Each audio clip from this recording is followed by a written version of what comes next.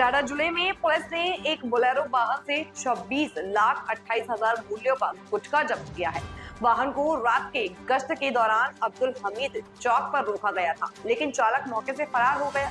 जब्ती की कार्रवाई में खाद्य एवं औषधि प्रशासन के अधिकारियों ने भी सहयोग किया।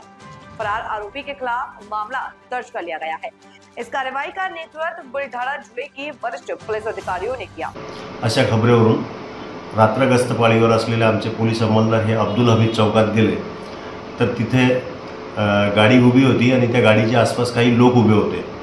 आमचे लोक जेव्हा ते पोहोचले तर त्या गाडीचा चालक जो आहे तो आणि गर्दीचा फायदा घेऊन तो पळून गेला।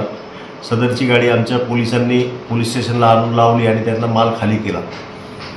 त्यानंतर फूड अँड ड्रग्सचे अधिकारी यांना पाचारण करून सदर मालाचा पंचनामा आणि जप्तीची कारवाई केली।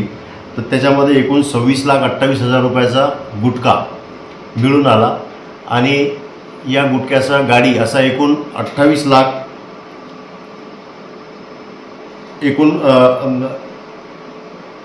20,28,000 एवढा रुपयाचा माल जप्त करून गुन्हा दाखल करण्याची कारवाई चालू आहे।